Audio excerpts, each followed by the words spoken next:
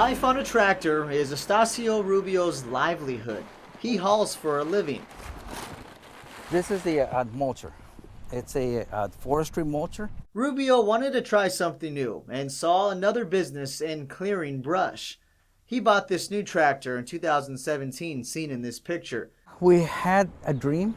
We lost the down payment. The machine went down after about 6 months.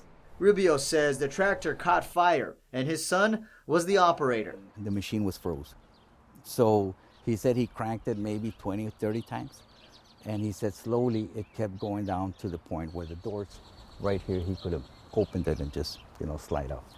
Rubio signed a contract with Holt Caterpillar Financing more than $70,000. He wanted to sue the company after the incident. He claims he should have bought a different kind of tractor. When he tried to sue, he found out the arbitration clause didn't allow him to do that. I thought arbitration was the same as mediation. And I think that a lot of people aren't really aware of what arbitration is. We wanted to know about this clause and what it means. Attorney Efrain Molina explains what is giving up when you sign a contract with an arbitration clause. Near the river and holding the reputation as an old place in valley history, parts of Los Ebanos that are no longer occupied resemble a ghost town. I'm surprised it's closed. Next to the closed buildings sit the customs station. Right now, the Los Ebanos port of entry is also empty. Apparently, no staff inside the fenced area. From what we saw, 2 Border Patrol agents are patrolling the riverside, and the crossing, meant to be protected here, is wide open. Open to visitors like Elizabeth and Jack Smale and their friends from Canada, who are now wandering closer than they have before to an area near the old ferry. It's different. This couple says last year they came out here wanting to see the ferry up close. Grab, slide, and you're armed. Come in here and they say, I need some brass knuckles, and we tell them we don't sell brass knuckles. We can't sell brass knuckles. I said, well, wouldn't you? I said, we sell belt buckles or we sell paperweights. The law forbids anyone from possessing brass knuckles. Marco Silva says he's been legally selling these items for several years, from belt buckles, bottle openers, to even keychains. They come in all types, even customized with jewels. Silva says he was running out of them, but with this new law, he's now fully stocked. They come in because they heard that the law that they're going to legalize right now the paperweights. They're going to legalize the brass knuckles. If you are caught with these items, you can face a Class A misdemeanor, which is up to 1 year in county jail. You can also get a fine, but all of that goes away come September.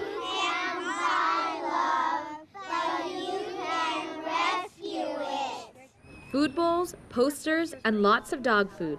Students at Episcopal Day School in Brownsville coming together when they heard about the dogs discovered in a warehouse last Monday. They're like, they don't have any food, they don't have any water, so they were just really, really concerned. So they got to work. Their teachers, Ruby Abete and Jackie Armstrong, say their second graders rallied the entire school.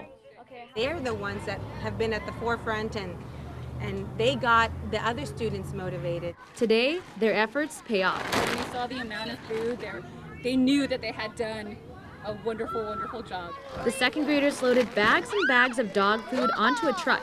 Little by little, they filled it completely. Even though they're little, and when they come together and they plan and they organize, they are mighty and they are absolutely leaders. The food is all going to the Cameron County Animal Shelter. It really had to. Heating, ventilation, and air conditioning. This is Paul Tisnick's passion and career. I mean, I can't do what I love to do, and that's work with my hands on heavy equipment. I can't do it anymore. Paul says this is all he knows how to do. Health conditions won't allow him to do it anymore. He was diagnosed with multiple lower back diseases. Pick up anything heavier than a gallon jug, I guess the weight, the extra weight, it just feels like, somebody's strangling my lower lumbar. Like somebody just has a stranglehold on it. And then my legs start to get weak and eventually I'll fall. He can't stand for long, but that isn't stopping him from fighting his disability case. He told me I couldn't return back to work until after my surgery, and then after he evaluated to see how the surgery took. That doctor evaluation states a maximum number of hours per workday he can sit, stand, climb, push, or pull is 2 hours. That same evaluation says he is not permanently disabled. Brooks County spans more than 900 miles. Since 2009, the county used its own money to recover more than 100 immigrant remains. The Brooks County Sheriff is not giving up. He's asking the federal government for reimbursement. Brooks County is made up of remote brush-filled ranchlands. Here, rich soil turns to sand. Businesses left barren line the streets of the county's largest city, here in Falfurrias. People work hard to make ends meet. Eva Rivas is a pastor. She's the owner of this secondhand store in downtown Falfurrias for the past 10 years. The less fortunate can get their clothes free here. You know, we're struggling, but we're going forward. Brooks County has a sheriff's department tasked with assisting Border Patrol with immigration issues. We reported on other law enforcement officers volunteering as reserve deputies to fill the need. Now they're noticing more strangers in town and more people who cross illegally are seen in the ranch lands. We've gotten a lot of calls from our southern end of Brooks County. 10-year-old Alessandra and her twin sister Andrea are feeling under the weather. They came from Honduras with their father. I think the climate affected us, from hot to cold. It messes up our health, such as our throat. The Mariagas are seeking the medical attention they haven't gotten in 2 months. This visit lasts for less than 10 minutes. The Mariagas are thankful. I did it because we needed to. It's complicated to live in our home country. It's impossible to live. Due to the influx of immigrants passing through the respite center, doctors try to see as many as they can. As he was seeing a family inside, the line outside grew. So they're coming in with very common illnesses. So they're coming in with things like cough and colds, upper respiratory tract infections, sore throats. This morning we saw a lot of folks with diarrhea. So all of these things are very common. Our children are our top concern and priorities. Daniela Tiscareño enjoyed walking her 2 kids to school in the mornings, but she says she would always see cars speeding by. It's a very small curve, and I know like some people might be inclined to take it real fast. Then last week, the area around Jubilee Academy was designated a school zone. The city of Harlingen established a new school zone on South Palm Court Drive. Tiscareño hopes this will help.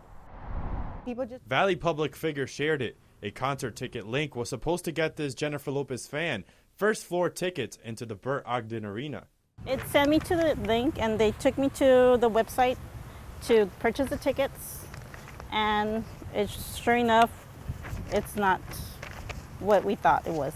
The excitement rushed her to buy tickets. She chose section 100 seats, sitting next to her 2 best friends. It all looked official. We went through it, and everything that you see here, we purchased the tickets. Everything that you see here, it says Burt Ogden. The La Lomita Church has stood here in Mission since 1899. For over a century, the quiet grounds were a sign of hope and strength for Catholics. It was declared a Texas and national historic landmark. I love it. This is my first time here. Never been here, and I love it, and it's great. I don't know why they have in their mind that they have to build a wall on this property.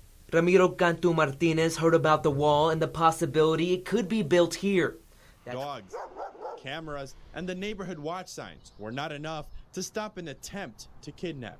There was a car behind me driving behind me while I was running, and I had saw the car, and it turned, when I turned around, it turned off the headlights, and it was just dark. In that moment, she began to run. We will call her Sandra. Channel 5 News is hiding her identity for her. She says she's filed multiple police reports with FAR PD about people illegally parking in the disabled parking spot. She says each time she's called, FAR PD has told her there's nothing that they can do. Just around the corner in this small town. Now the letter states in 2018, Texas Rangers and investigators along with the Cameron County DA's office did an audit of the Santa Rosa Police Department's evidence locker. They found over 15 pounds of marijuana was missing from the department's vault. Yeah, Tim, we saw that storm system blow up right before our eyes. Flood emergencies up and down the valley. The water still standing in some places like this Weslaco neighborhood. 14 inches of rain fell in Willacy County, and models, other indicators forecasting around 2 to 4 inches of rain that night, but not for in Adelita Street, where a 17-year-old girl was doing her nightly jog when suddenly she was forced to run for her life. It may not be a job title agents are used to having. A immigration attorney fears it may not work. The path to asylum means questions to prove credible fear. Do you have fear of returning to your country? If so, why do you have fear? Yesterday, some pet owners were reunited with their lost animals. Today, hopeful pet owners lining up here outside the shelter, ready to give more of the animals rescued a new home. In all, 270 dogs. And here are the files of outstanding warrants. They date back to 1999. They're for people all over the state. But today, I will focus on what I think is the most important and overlooked skill that every photographer needs to learn: lighting. We have to take care of our children, and if that means imposing laws for people to like slow down.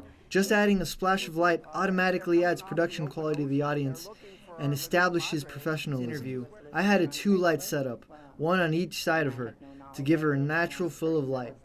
In conclusion, just a splash of light goes a long way. Fortunately, the Rio Grande Valley area of responsibility continues to be the highest for traffic, and it is the area that lacks infrastructure and technology. He says it might delay their immigration process, but he urges them that once they step foot on this bus. Trigo started talking with the federal government a year ago. She says the government is claiming eminent domain. They are being forced to give up over an acre of land. The offer was $2,900 for that land.